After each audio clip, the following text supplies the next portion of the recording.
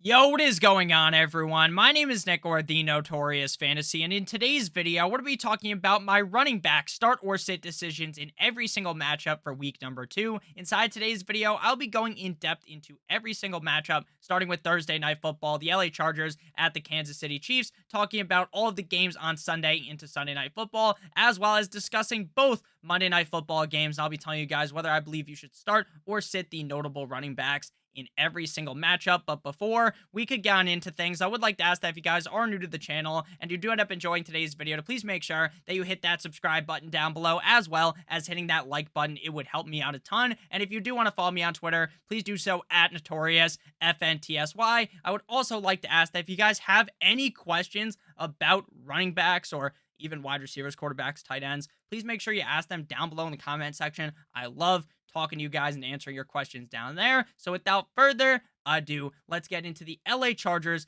at the Kansas City Chiefs and all of the other matchups for running backs. We begin with Thursday Night Football, the LA Chargers at the Kansas City Chiefs, which should be one of the more interesting matchups on the week, and Vegas has this game as one of the highest point totals on the week. So last week, the LA Chargers go up against the Las Vegas Raiders. They win that game. The Chiefs absolutely blow out the Arizona Cardinals. Austin Eckler here is in a very good spot to succeed. Last week, up against the Las Vegas Raiders, I was highly touting Austin Eckler as potentially one of the running backs that could finish as the #1 running back at the end of the week, but obviously that didn't end up happening. Now, if you looked at last season up against the Raiders, Austin Eckler was destroying them. It was such an easy matchup for him, so I thought the same thing would happen this year. It didn't, but ultimately, Austin Eckler was still a first-round draft pick in your fantasy football draft. Austin Eckler is an outstanding running back. So in week number 2, I'm not going to panic. I'm not going to tell you guys that I think Austin Eckler absolutely sucks or something. That would be insane here up against the Chiefs in what should be a high-scoring matchup. I definitely like Eckler. For the Kansas City Chiefs, Clyde Edwards-Helaire played fantastic last week. He was a guy that I really started to pump up all throughout the draft season, and I was very excited for what could be for Clyde Edwards-Helaire, because for the last couple of years, ever since he got in the league, he was a first or second round pick in fantasy football drafts, and the guy was a bust. But now that he was going so much deeper down in the draft, I wanted to take that shot on him because I believed that if he was the #1 running back on this team, things could go very, very well for him. And in week number 1, it was clear that Clyde Edwards-Helaire is going to be the guy early on. Now, in games where they absolutely blow the doors off of a team like we saw last week, you're going to be seeing Pacheco, you're going to be seeing McKinnon get into the game, and then Clyde Edwards-Helaire is kind of just chilling, doing whatever on the bench, and the other guys get the run. But if it is a closer matchup, I think we see even more of Clyde Edwards-Helaire, so I'm very excited for him this week up against the LA Chargers in, again, what I believe to be a very high-scoring matchup. For the other running backs, Joshua Kelly right now seems like the #2 behind Austin Eckler. Definitely don't want to be starting him. And then Jerick McKinnon, Isaiah Pacheco, all these other guys, while they're interesting and they could have big games because the Kansas City Chiefs just score so many points, at the end of the day, they are the #2, #3 back on the team, so I definitely look to sit them down. So the only RBs I want to be firing up here are the 2 starters, Austin Eckler, as well as Clyde Edwards-Helaire. Next up, we move to the Miami Dolphins at the Baltimore Ravens to kick off the Sunday slate. Here, I like Chase Edmonds. Now, Chase Edmonds saw a ton of volume last week up against the New England Patriots,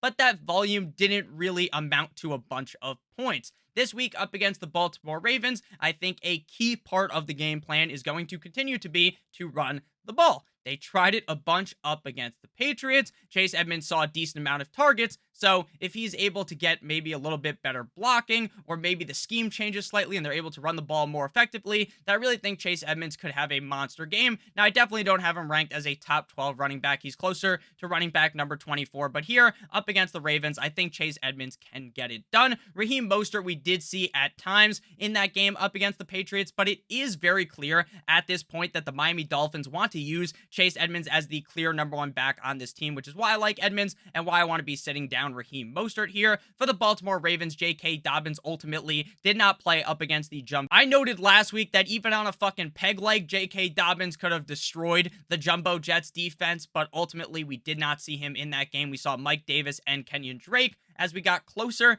and closer to kickoff, I started to talk myself into Mike Davis, which was a big mistake. It was a massive mistake because Kenyon Drake was the guy in J.K. Dobbins' absence. So if Dobbins doesn't play, then still don't want to be starting Kenyon Drake, but Drake will be the guy seeing a majority of the work in the backfield. And based upon the matchup up against the Patriots, it appears that that gaping hole in the Dolphins' defense of a run D, they really sucked up against the run over the last couple of years.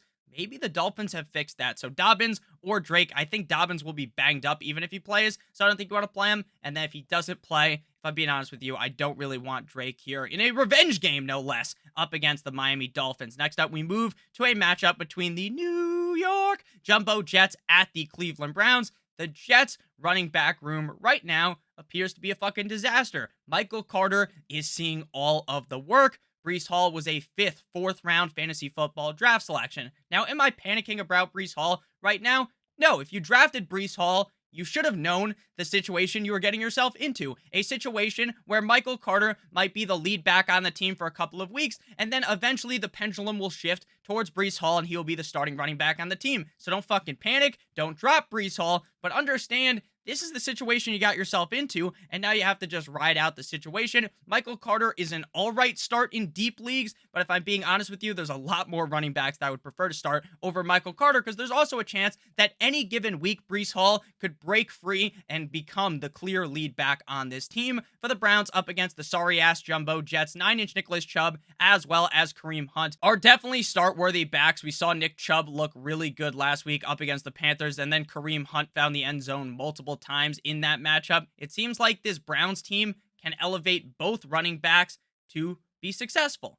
Now, Kareem Hunt outscored Nick Chubb last week. I don't think that will be the case this week, but Kareem Hunt is definitely a guy that you want to have in your lineup, as well as Nicholas Chubb. Next up, we move to the Washington Commanders at the Detroit Lions, and I was wrong last week about Antonio Gibson. Without Brian Robinson, I worried a little bit about Antonio Gibson because while he is in such a good role in this offense, there was so much negativity put on Antonio Gibson all offseason long. It seemed like Riverboat Ron Rivera, head coach of the team, did not trust Antonio Gibson. That's my read on the situation. I thought Antonio Gibson was not trusted, and that even though Brian Robinson was not going to be able to play, that they're going to try to utilize J.D. McKissic and try to minimize the amount of chances Gibson gets to fumble, because apparently all preseason, during training camp, all we're hearing is that Gibson has fucking fumbleitis. He has butterfingers. And then last week in that matchup with the Commanders, obviously, he's on the Commanders, he played so well up against the Jaguars. So this week up against the Lions, this could realistically be a pretty high-scoring game. I think Antonio Gibson will see a lot of work, and I was wrong about Gibson last week, and I'm not just going to go ahead and stay on the bandwagon of my thinking from previously, right? How I thought Gibson wouldn't be good. I'm just going to go ahead and see what happens and react to it. I think Gibson is a great start this week against the Lions, but I want to make it known that you shouldn't completely overreact to shit that happened in week number 1, because week number 1 is, for a lot of teams, the first time that the whole first team is actually playing together, that the whole starting lineup is actually getting a lot of work together. It's almost like preseason week number 4, but it's actually week 1 and it actually counts for stuff. So DeAndre Swift, an obvious start here up against the Commanders. In that game last week up against the Eagles, DeAndre Swift took that defense to pound town. Jamal, with 2 A's Williams, ultimately vultured 2 touchdowns, which was basically a kick directly in the cock if you had DeAndre Swift, but Swift still had a good game, so it is what it is, but the game would have been much better if he got those 2 touchdowns instead of Jamal Williams. Speaking of Jamal Williams, he's one of those players that's an interesting start if you have a lot of bye weeks or injuries. There haven't been any bye weeks yet. Obviously, it's week 2. There haven't been that many injuries to where you want to start Jamal Williams, but Jamal Williams is a very interesting handcuff, because if DeAndre Swift got hurt, knock on wood, not rooting for injuries, I love DeAndre Swift, but if he did get hurt, then Jamal Williams would be in the perfect situation to succeed with this Lions offense that looks really fucking good. J.D. McKissic, I thought he'd be a little bit more involved last week. We didn't really see that. So it seems like this is clearly Gibson's backfield until Brian Robinson eventually returns. Next up, we move to the Indianapolis Colts at the Jacksonville Jaguars. And how about them Colts? Last week, the Colts were an absolute fucking disaster up against the Houston Texans. How do you tie? How? How do the Colts tie with the Houston Texans? Last year, the Colts absolutely battered the Houston Texans. Now, I'm someone who's a big fan of Davis Mills, but even with that said, I thought that was a cakewalk for the Colts. And even if they weren't going to win by 7, if they weren't going to cover the spread, I was thinking, oh, that's a field goal game. They win. It ends up going overtime, and no one wins. Here up against the Jaguars, you obviously want to be firing up Jonathan Taylor. He was either the number 1 or the number 2 overall pick in your draft, so you're certainly going to play him, and he had a great game, even though the Texans had a solid game. The Colts didn't really look too good. Jonathan Taylor was still perfectly fine, obviously. For the Jaguars, last week, I was all in favor of Travis Etienne. My thought process was that James Robinson is coming off of that injury so deep into last season that it seems almost illogical to think that James Robinson was going to do anything in that game. I thought James Robinson was going to get a couple of carries. He might burst off a nice run, but at the end of the day, he's not going to get 10 points. He's not even going to score 8 points. He's going to be irrelevant for fantasy for the first couple of weeks of the season. They're going to ramp him up, and then eventually, could he steal Travis Etienne's job? Yes. Could he be better than Travis Etienne in fantasy? Yes, but I just didn't think it would happen in week number 1. And what happened in week number 1 was James Robinson was scoring. So, even with that said, I still believe right now that Etienne is the back to have in Jacksonville. Now, does that mean that I think you shouldn't pick James Robinson up off the waiver wire if he's available? No, but right now I'm going to continue to believe in Etienne, and we're going to roll him out this week. He's not a top 12 back, not even a top 18 back in my mind, but up against the Colts, I think he can get it done. And if you are in a deeper league, I think you can start Robinson, but I think you're going to be really praying for a touchdown here. Otherwise, I genuinely don't think he will have all that great of a game. Nyheim Hines was definitely involved in that Colts offense, but not enough involvement to want to start him in a normal 10 or 12 team league. Next up, we move to the Tampa Bay Buccaneers at the New Orleans Saints. Here, we are going to be firing up Leonard Fournette as well as Alvin Kamara. For the Buccaneers, Leonard Fournette and Micah Parsons got into an absolute battle on Twitter. Leonard Fournette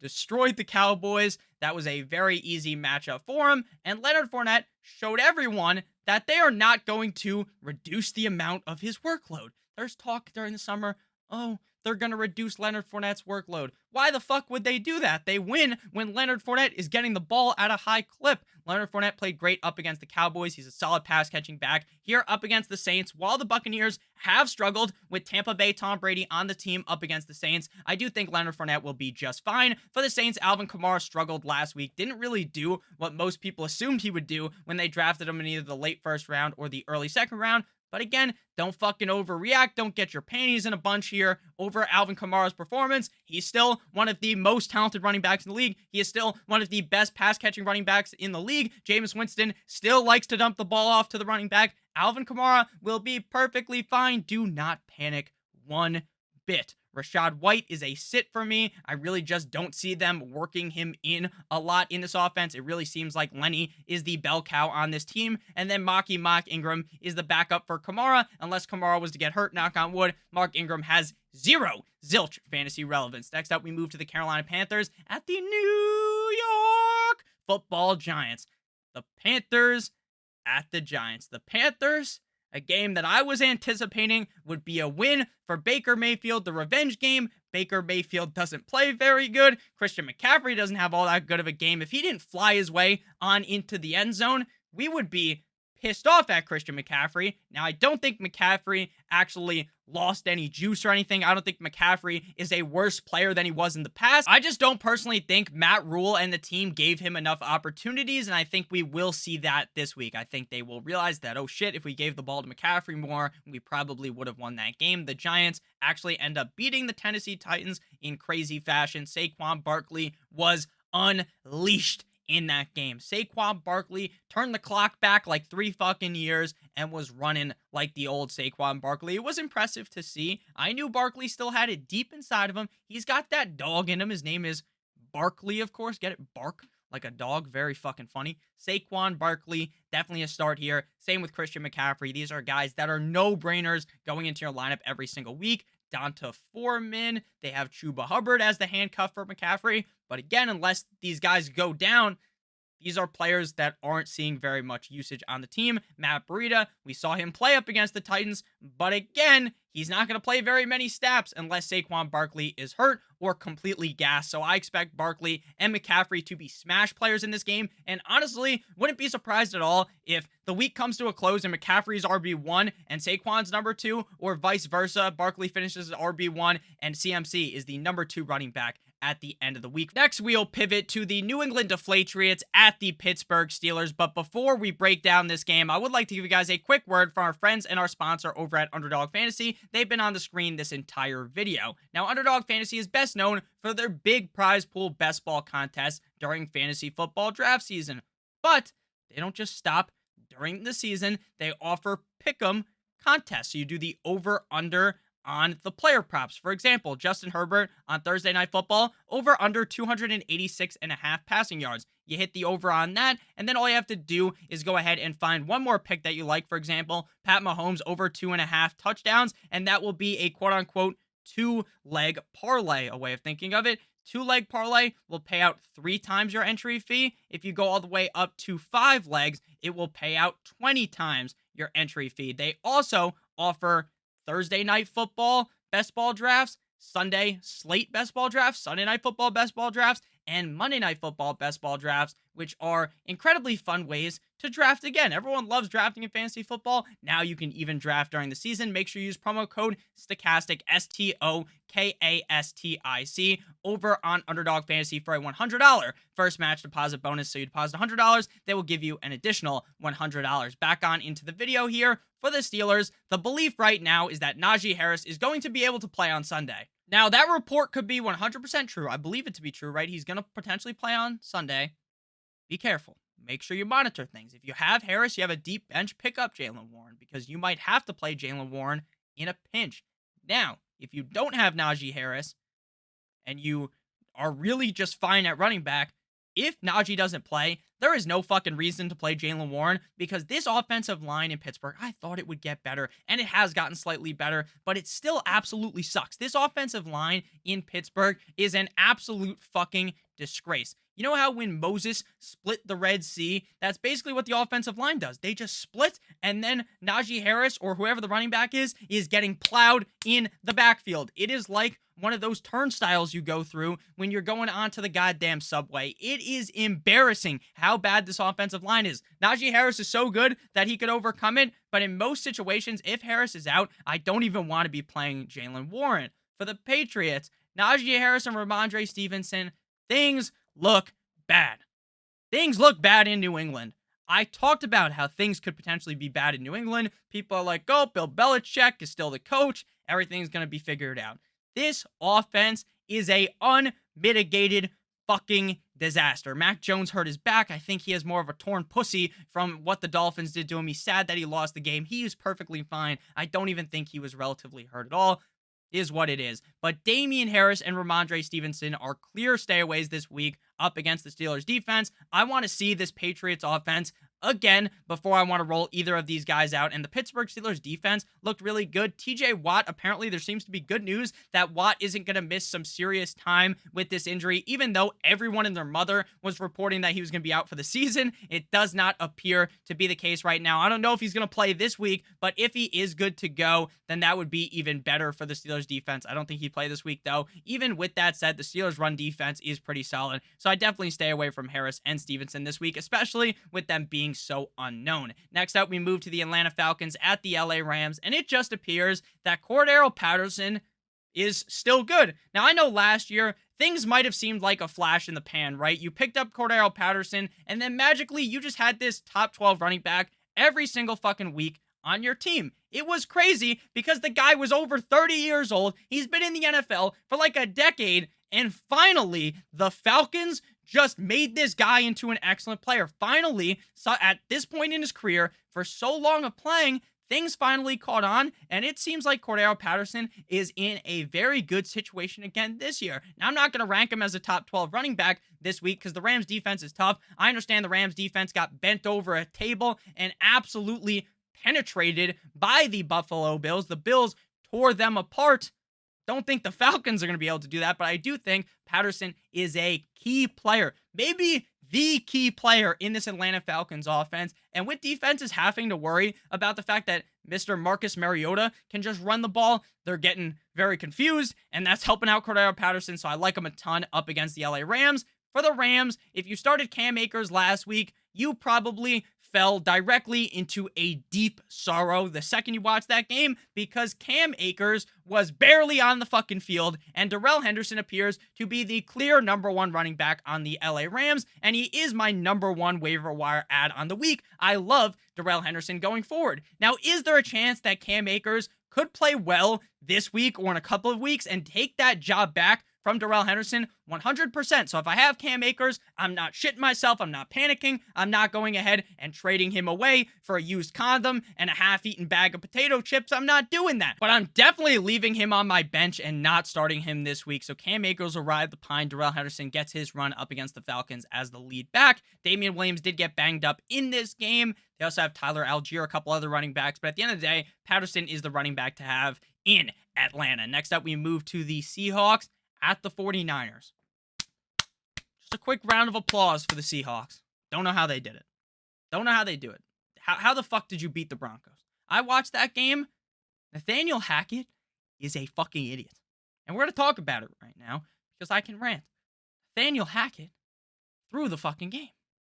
What are they doing? Why are you kicking a 64-yard field goal when you pay Russell Wilson $7 gazillion goddamn dollars?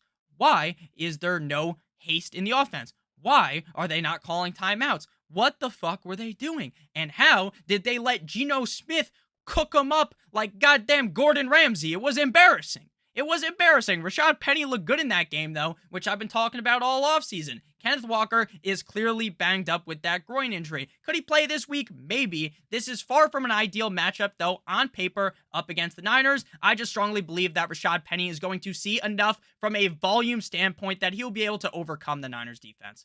I'm definitely not expecting a huge showing, obviously, but I do think that Penny is a viable fantasy football starting running back this week as like your RB2. Definitely not going to put up a top 12 performance. For the Niners, they lose Elijah Mitchell for the next 2 months, according to every report I have seen. Jeff Wilson should step in as the number one running back, but we all know that Kyle Shanahan doesn't give a fuck about what you think.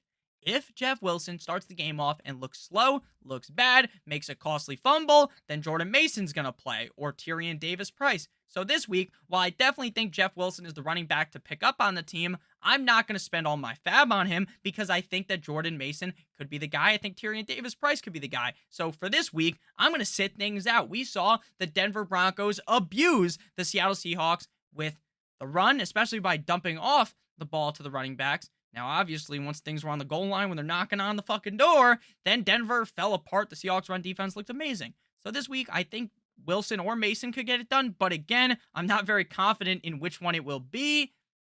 So I'd rather just sit them both. Next up, we move to the Bengals at the Cowboys.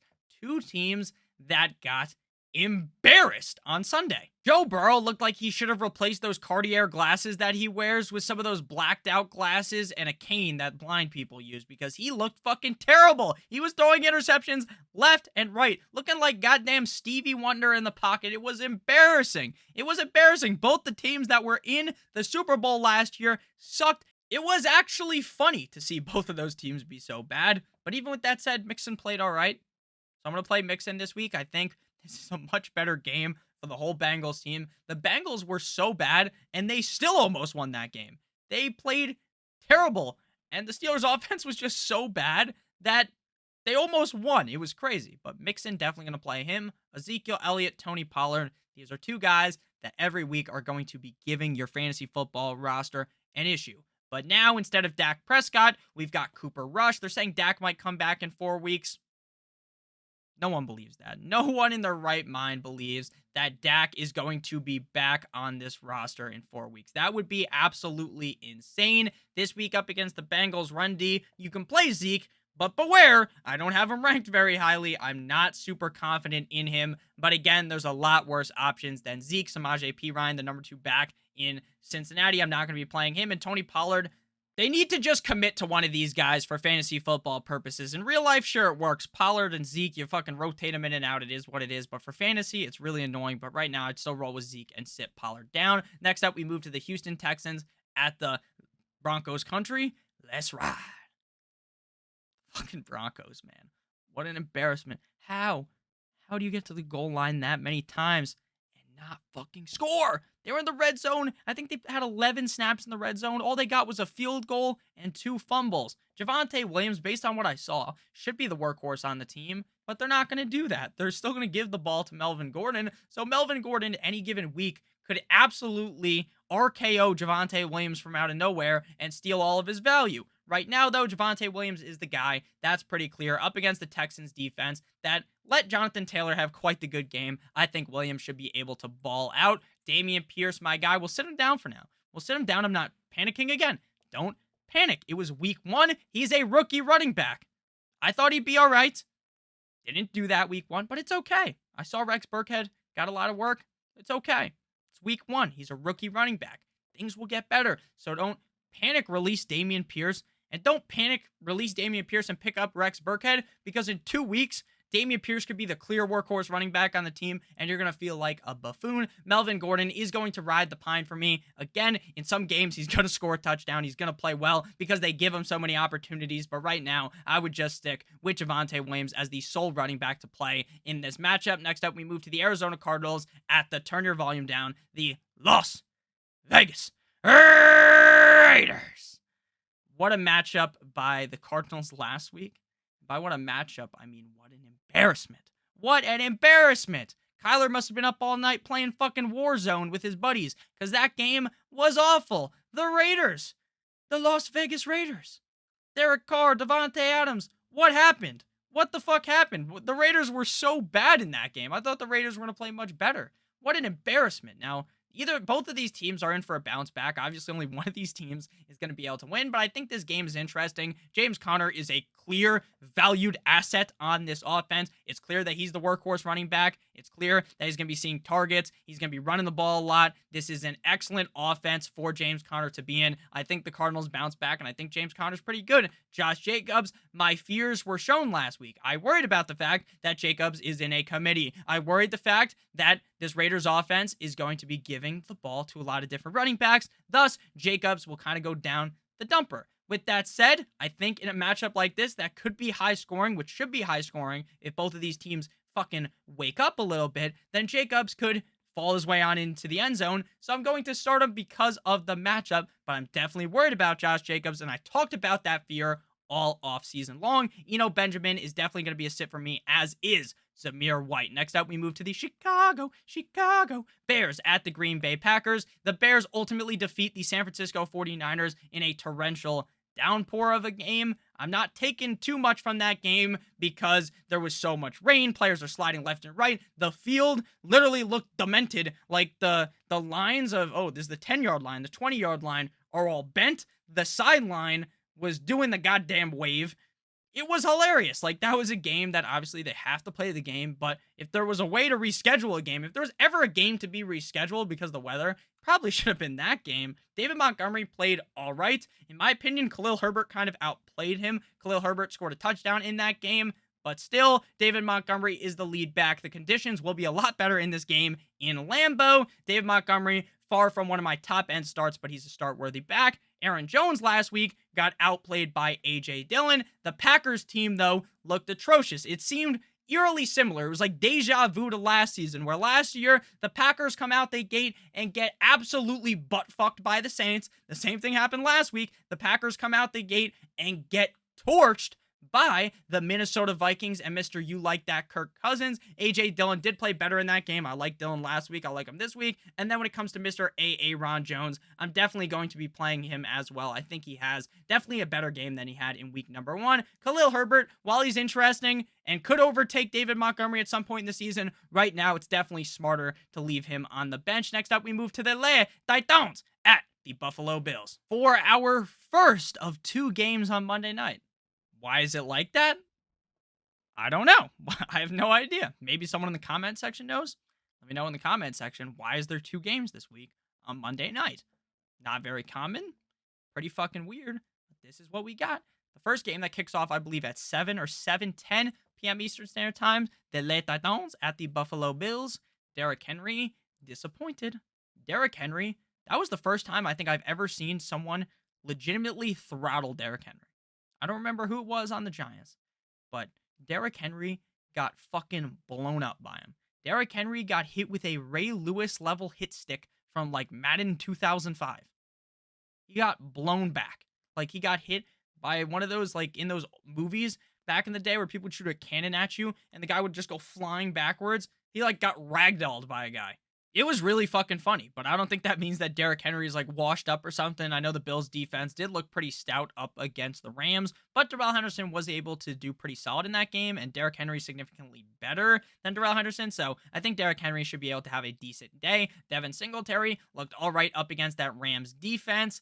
Again, I don't really expect Devin Singletary to really carry your team, but I do think he has the upside to have those big weeks, especially if the Bills are able to put up a high score in this game. Devin Singletary appears to be the clear lead back. I have James Cook listed as a sit, but in reality, you might even want to rank Zach Moss ahead of Cook at this point. Devin Singletary, though, is definitely the back to have there. I don't expect him to have a top 18-ish performance, but I do know the upside is there, and eventually there is going to be one of those games where Singletary creeps into the end zone twice, and he really helps you out as your RB2. I'll be sitting down Dontrell Hilliard. There's a lot of talk about Hilliard this, Hilliard that. Derrick Henry's still the guy. Hilliard's going to have games where he mixes in, he scores, maybe scores multiple times, but Derrick Henry is that guy. Don't overreact to week 1 again. Don't fucking overreact. I'm going to keep saying it. I'm going to say it in the videos later on in the week. I'm going to say it in the wide receiver video later. Do not overreact to one game. Hilliard is a sit, as is James Cook. Final game here. The final Monday Night Football game that kicks off an hour later. Makes sense. The Minnesota Vikings at the Philadelphia Eagles here. We're firing up Dalvin Cook. Cook didn't have a great game. The Minnesota Vikings offense was firing at all cylinders. And by firing at all cylinders, I mean Justin Jefferson and Kirk Cousins did really good. Adam Thielen, Irv Smith, and Dalvin Cook shit the bed this week up against the Eagles, though I expect Dalvin Cook to be fine. He's still one of the better running backs in the league, so again, don't panic. Miles Sanders scores, Gainwell scores, Boston Scott scores. Was a running back touchdown party up against the Lions last week. Miles Sanders might be a little bit better than I thought he was. Again, still not going to claim this guy's fucking amazing or he was a steal in the draft, but he is certainly a viable fantasy option this week up against the Minnesota Vikings. I don't think the Vikings are this crazy good defense. I just think the Packers were not prepared at all in that game, and the Packers just got soaked because they weren't ready. I think that the Vikings defense is okay. Like, it's not like an awful defense, but I just don't think they're going to look as good as they looked last week up against the Packers. I think the Eagles defense, or the Eagles offense, is definitely good. Alexander Mattison is a sit because when Cook is healthy, Madison's basically irrelevant, and Kenneth Gainwell is a sit as well. We did see him sprinkle in some receptions on that team. He did score. He looked pretty decent, but again, nothing that I'm screaming to the mountaintops about how you have to start him. So that just about does it for today's video. Again, if you did end up enjoying, please make sure that you hit that subscribe button down below, as well as hitting that like button. It would help me out a ton. And if you do want to follow me on Twitter, please do so at NotoriousFNTSY. Make sure you check out our sponsor, Underdog Fantasy. Promo code Stokastic for that $100 first match deposit bonus. I love you guys all so much. I hope you have a great rest of your guys' day. And as always, goodbye. And also, make sure that you leave a comment down below if you have any questions. I love answering the comments. Bye.